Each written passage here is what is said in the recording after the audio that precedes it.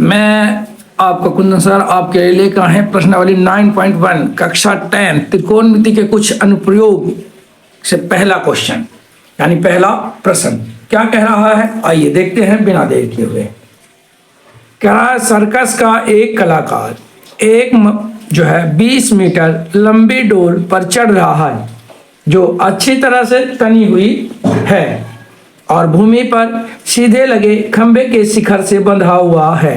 यदि भूमि अस्तर के साथ डोर का बनाया गया कोण 30 डिग्री का हो तो खंभे की ऊंचाई ज्ञात कीजिए। ठीक, पहले कह रहा है जो देखिए भाई ये एक खंभा है, ठीक,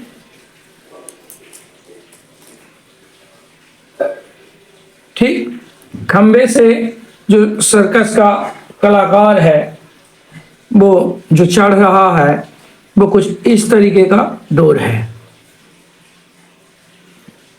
ठीक, कह रहा सर, अब क्वेश्चन फिर से देखिए, सर्कस का एक कलाकार 20 मीटर लंबी डोरी पर चढ़ रहा है, यानी ये कितना है 20 मीटर, जो अच्छी तरह से ये मतलब तना हुआ है, ढील नहीं दिया गया है। भूमि पर सीधे लगे खंभे के शिखर से बंधा है, ये यानी जो है वो खंभा है। ठीक, ए बी नाम दे देते हैं, चलिए तो ये ए दे देते हैं और ये बी और ये सी। तो ये जो है ये क्या है जी, ये कह सकते हैं कि ये जो है क्या है, खंभा है, खंभे कह सकते हैं, खंभा है ये, है नहीं। शिखर और भूमि के सीधे लगे खंभे से शिखर से बंधा हुआ है। यदि भूमि अस्तर के साथ डोर बनाया गया कोण, भूमि जो है अस्तर के साथ, अस्तर मतलब जमीन की सतह के साथ, यानी ये वाला कोण जो है कितना है 30 डिग्री का हो तो खंभे की ऊंचाई ज्ञात करिए। चलिए तो बिना देर के चालू करते हैं। ठीक, तो हम यहाँ क्या लिखेंगे, ये जो चित्र है इसमें क्या दिखाई दे रहा है आपको, हम जो चित्र में देख रहे हैं वो ए बी क्या है, ए बी क्या है जी, खंभे हैं। ठीक, ए बी खंभा है, दिखाई दे रहा है कि ऊंचाई है, क्या है ऊंचाई, क्योंकि खंभा इतना बड़ा है तो इतना ऊंचाई है इसका। तथा ए सी जो है, ए सी क्या है, ये डोर है जिस पर वो चल रहा है कलाकार, यानी ये हो गया डोर की लंबाई। चलिए आगे देखिए, अब ये जो दिख रहा है, ये जो ये कोण बन रहा है, डोर तथा भूमि के बीच का कोण कितना दिख रहा है आपको, बीच का कोण जो है वो कितना है, वो है कितना 30 डिग्री का है। ठीक, तो हम देखेंगे अब क्या करेंगे, ट्रायंगल यानी कि त्रिभुज ए बी सी में। ठीक, अब हम देखें तो ये वाला कोण दिया हुआ है 30, तो इसकी जगह हम क्या लिख सकते हैं जी, साइन का प्रयोग करेंगे, साइन 30 डिग्री। अब देखिए साइन का प्रयोग क्यों किए, पहले ये समझ लेते हैं।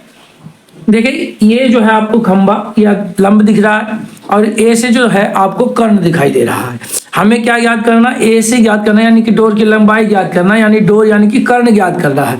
और जब हमें कर्ण ज्ञात करना हो तो हम क्या कौन से सूत्र लगाते हैं, देखिए तो आप पढ़े हैं 8.1 चैप्टर में, साइन थीटा इक्वल टू क्या होता है, लंब बटे कर्ण, है ना जी।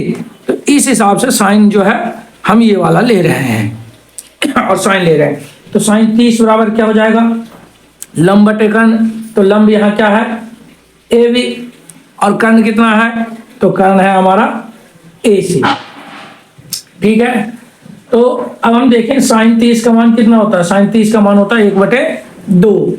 ए बी कितना है पता नहीं है, चलिए तो ए बी को ए बी ही रहने देते, क्योंकि ए बी तो दिया हुआ है जी, ए बी कितना दिया हुआ है, ए बी दिया हुआ है 20 मीटर। ठीक है, और ए सी हमें पता नहीं है तो चलिए ए सी ही रहने देते हैं, क्योंकि ए सी तो है डोर की लंबाई। अब देखिए इसका इससे क्रॉस मल्टीप्लाई कर दीजिए तो क्या हो जाएगा भाई,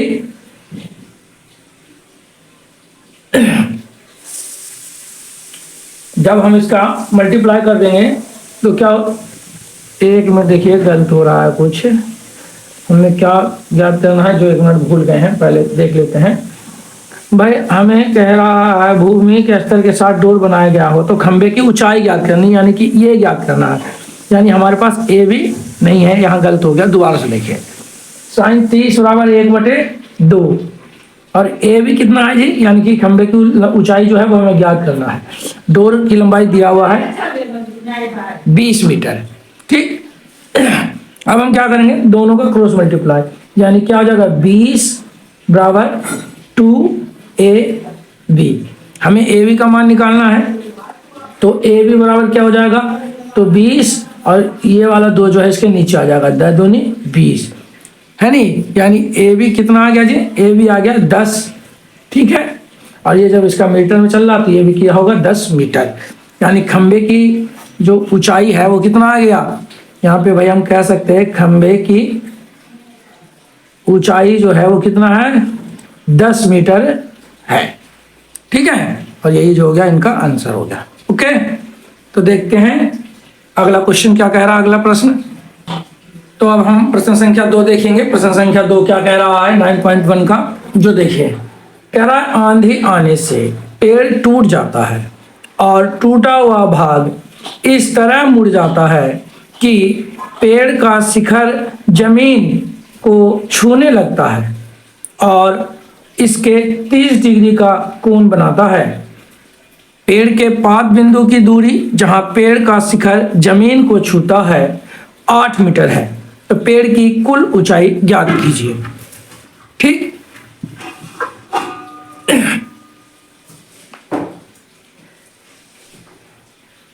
मान लिया जाए ये पेड़ है। ठीक, आंधी आने के कारण पेड़ यहां से टूटकर इधर की तरफ गिरता है। ठीक है, तो जो ये जमीन है उसके साथ ये जो कोण बना रहा है कितने डिग्री का बना रहा है, 30 डिग्री का बना रहा है प्रश्नानुसार, है नहीं।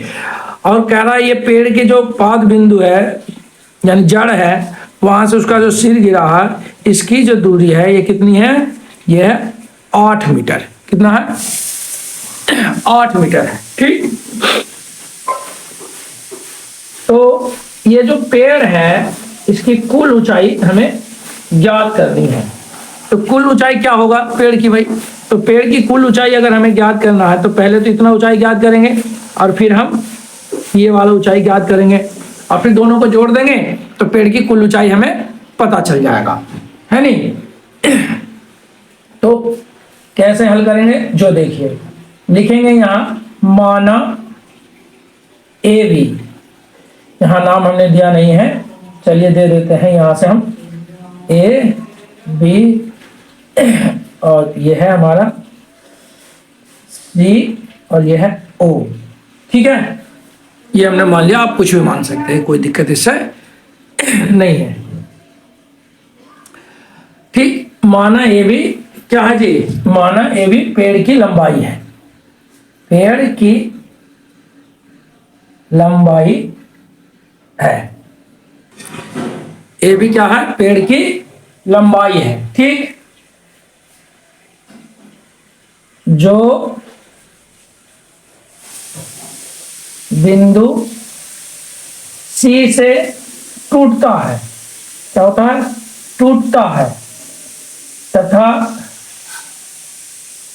सी बी जो भाग है, सी बी बिंदु सी से जुड़ा और सी बी भाग जो है वो क्या करता है, जमीन से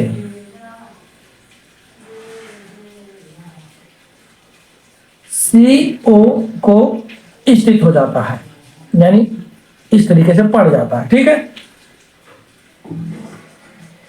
को स्थिति को प्राप्त करता है। ठीक है,